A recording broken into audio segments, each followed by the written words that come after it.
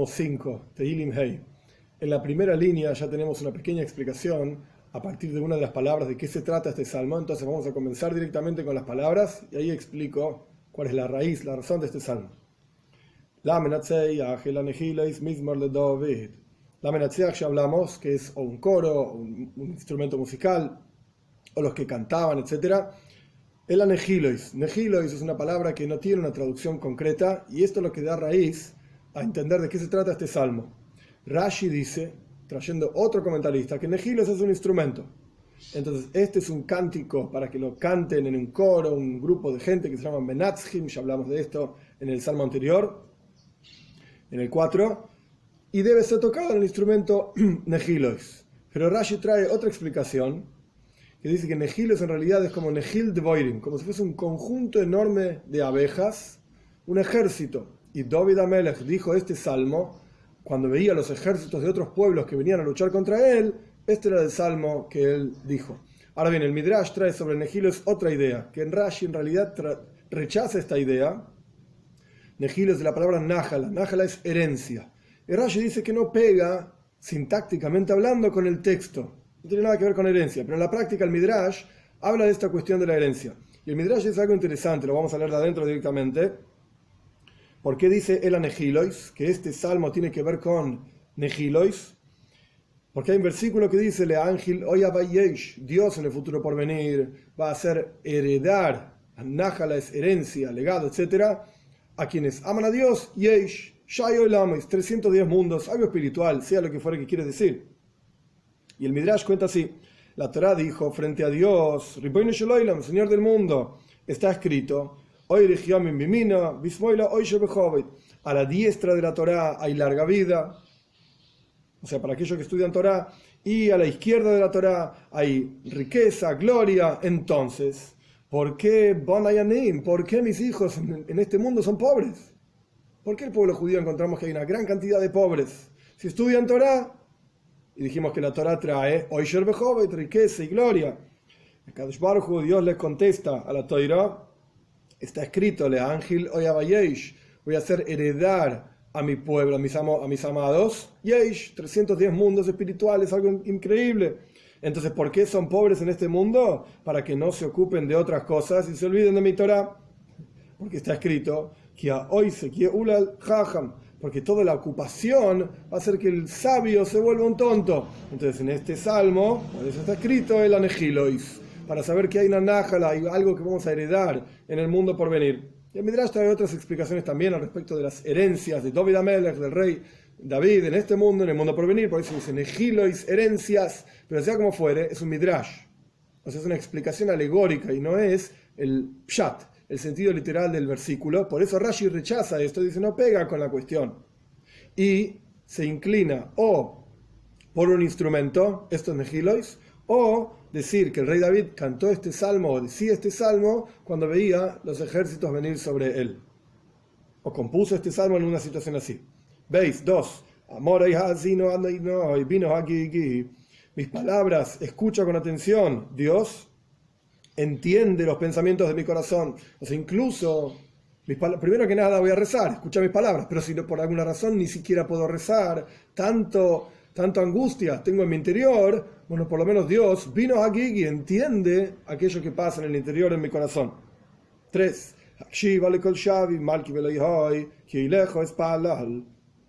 Escucha la voz de mi clamor, mi rey, mi señor, porque hacia ti voy a rezar. 4.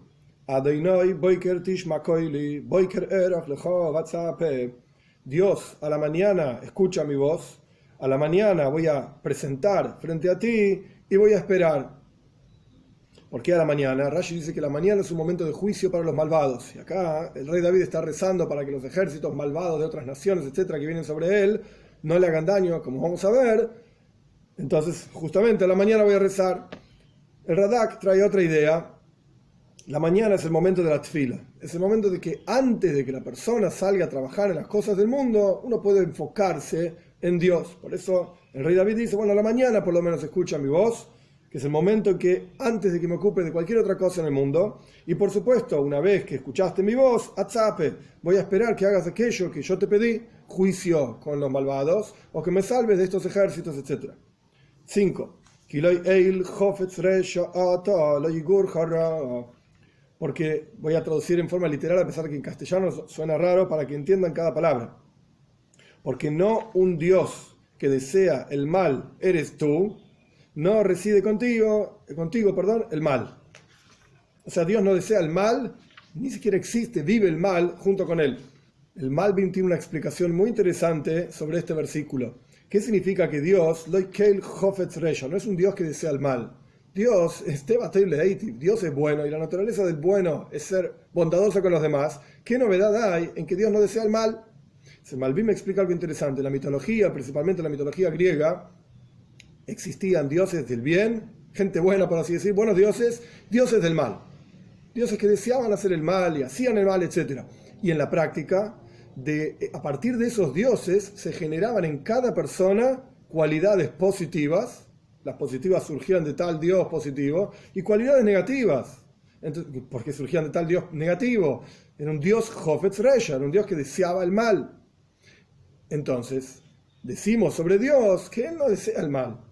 Es un Dios positivo, por así decir, lo yigur hara, ni siquiera reside contigo el mal. Yo agregaría, incluso esto no es las palabras de Malbim, que esto es una especie de excusa para una persona que hace el mal, de decir, bueno, mi Dios, que es un Dios del mal, me influencia de tal manera, o, yendo un paso más todavía, mi mazal, mi constelación, que nací en tal signo del zodíaco, que tiene tal influencia sobre mí, etc., hace que yo me comporte de esta manera. Es como si fuera que el Hofetz Reya, un Dios que desea el mal, una constelación que genera tal comportamiento, y por lo tanto no lo puedo evitar.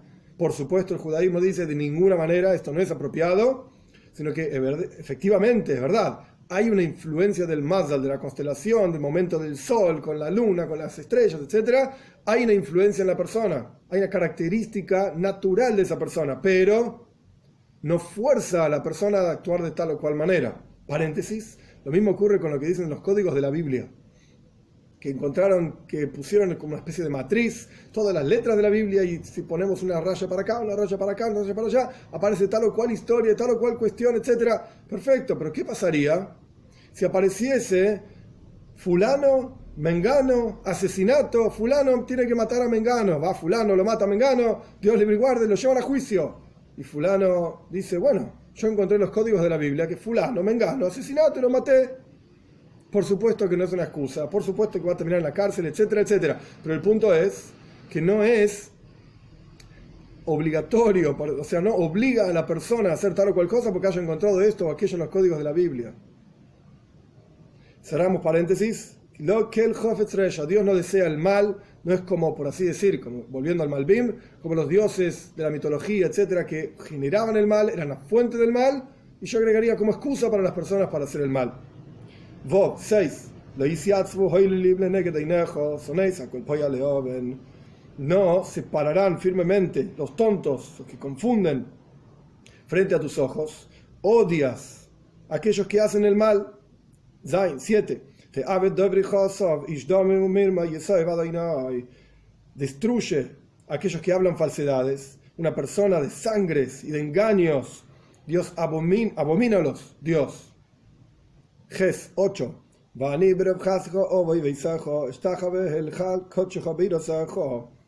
Y yo, en tu gran bondad, voy a ir a tu casa, voy a arrodillarme en tu casa santa con temor. Sobre este versículo vamos a hablar más adelante también, pero en la continuación del versículo mismo, este es un versículo que se dice antes del rezo, vamos a hablar más adelante, pero el punto es, yo, dice el rey David, con tu gran bondad que haces conmigo, entonces voy a ir a arrodillarme en tu casa. Está pidiendo salvación de aquellos ejércitos que venían contra él, etcétera, sus enemigos. Por lo tanto, está pidiendo, yo, cuando me salves de mis enemigos, etcétera, veo tu bondad, reconozco esa bondad que haces conmigo, y por lo tanto voy a ir a arrodillarme en tu casa, beirasejo, con temor, y no me voy a enorgullecer porque Dios me hizo un favor a mí, etcétera, sino que voy a tener temor de Dios. El Malbim me explica que acá también en este versículo vemos una diferencia entre dos formas de servicio a Dios.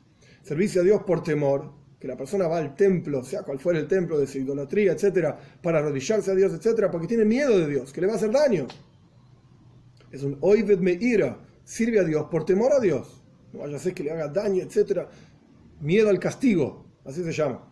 Irás oinesh. Pero yo, Vani, dice el rey David, yo sirvo a Dios por amor a Dios, por las bondades de Dios y no por el temor al castigo. Esto se llama Oived me ahava, una persona que sirve a Dios por amor a Dios. Y al final, cuando la persona ya sintió este amor a Dios, el versículo termina diciendo con temor a Dios, pero no temor del castigo de Dios, sino iras roimemus.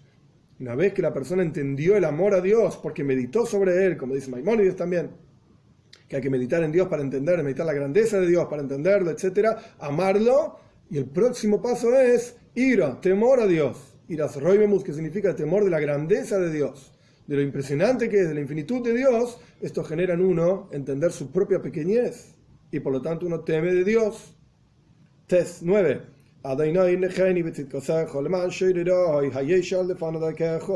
Y aquí es la petición del rey David. Hasta ahora él estuvo hablando básicamente que Dios no desea el mal, que él quiere rezarle a Dios, escúchame, no deseo el mal, destrúyelos a ellos, y ahora está pidiendo algo para él, por así decir. Porque la destrucción de ellos no es algo para él. Okay, se va a salvar de los reyes, pero que vienen contra él. Pero esto no es la petición es aquí, recién en el versículo 9. Dios, guíame en tu justicia, en aras de mis enemigos, por cuanto tengo enemigos, que vienen a destruirme a mí, etc. Entonces, guíame en tu justicia, allana mi camino, endereza mi camino, que en realidad Arquejo es tu camino, enderezame a mí en tu camino. 10.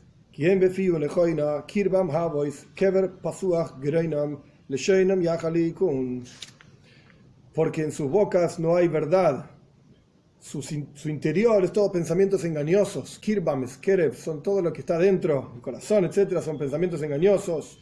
Una tumba abierta son sus gargantas, Leshoinem Yahalikun, y sus lenguas hablan en forma suave, pero en realidad son suaves para bajar a la tumba, por así decir, engañosamente. O sea, hablan de una manera, se muestran de una manera, pero en la práctica son de otra, vienen mostrándose con hacer favores, y es todo lo contrario.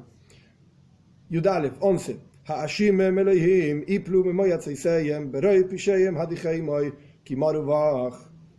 Que sean culpables, se encuentran los culpables, Dios, que caigan en su propio consejo por su gran cantidad de malas acciones, y entonces adijeimo, y que desciendan deji, paso a paso, escalón tras escalón, que vayan cayendo. ¿Por qué? Porque en la práctica se rebelaron contra ti. 12.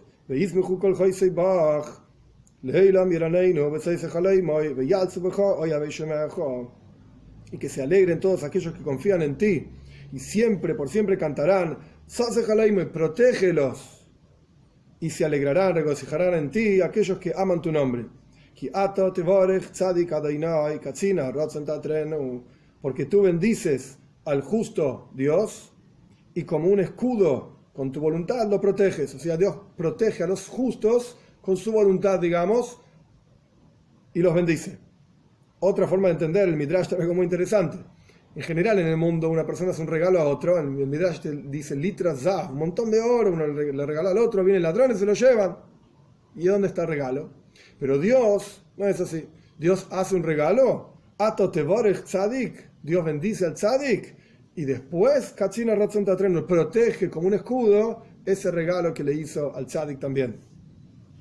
Volviendo al versículo 8. Yo, en el versículo 8 lo decimos todos los días antes del rezo. Yo, con tu gran bondad, voy a ir a tu casa, voy a arrodillarme, prosternarme en tu santa casa con temor. Este versículo lo decimos antes del rezo por una razón muy simple, explicación muy sencilla. Estamos empezando el rezo y por lo tanto estamos diciendo, con tu bondad voy a ir a tu casa, voy a prosternarme, voy a rezar.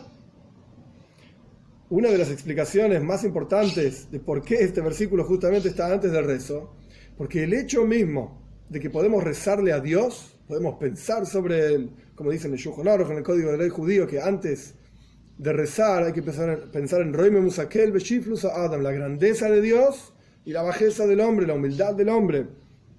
todo esto de que nosotros podemos hacer realmente y hablar sobre Dios es Berov Hasdejo, es su increíble e infinita bondad. ¿Quién dijo que nosotros, como seres humanos limitados, finitos, tenemos acceso al infinito, siquiera pensar en el infinito, a hablar sobre el infinito? Esto es Berov Hasdejo. Entonces, con la gran bondad de Dios que podemos rezar, efectivamente voy a tomar toda esa energía y esa fuerza que tengo para pensar en Dios, hablar de Dios, etc. Y voy a ir, voy a arrodillarme, ir a la casa de Dios, arrodillarme y tener temor a Dios por entender esta grandeza de Dios. También en el Zohar dice interesante que este versículo nos muestra que no vamos a rezar por propios méritos en el templo, cualquier templo, sino que en la práctica tenemos mérito de Abraham, Yitzhak y Jacob, por ser descendientes de ellos, y en este versículo los vemos, así dice el Zohar. En realidad en la práctica el Zohar explica Abraham, Yitzhak y Jacob no lo explica, pero quizás podemos decir lo siguiente: Berov Hasdejo, tu bondad, esto es Abraham o Yahavi. Abraham era el bondadoso de Dios, Dios lo quería, representa la bondad. Entonces en mérito de Abraham podemos ir a rezar. Voy a arrodillarme, prosternarme frente a Dios. Esto es Yitzhak, Gvura, severidad, fuerza. Entonces ya tenemos el mérito de Abraham y el mérito de Yitzhak. Quizás podríamos decir que también tiene que ver con Jacob. Jacob en general es Emes, es verdad, es el camino intermedio entre bondad y severidad, que en este versículo no está mencionado prácticamente. Pero quizás, como están mencionados Abraham e Yitzhak, podemos decir que automáticamente hace referencia a Jacob también, porque es la combinación de ambos dos. Entonces, en mérito de ellos tres es que realmente podemos rezar. Y así como en mérito de ellos tres podemos prepararnos para rezar, que de la misma manera como pidió Moshe Rabbeinu también a Dios en varias ocasiones, en mérito, que Dios recuerde el mérito de Abraham, que recuerde el mérito de Yitzhak, que recuerde el mérito de Jacob, y en la práctica que saque a sus hijos del exilio con la venida de Moshiach pronto en nuestros días.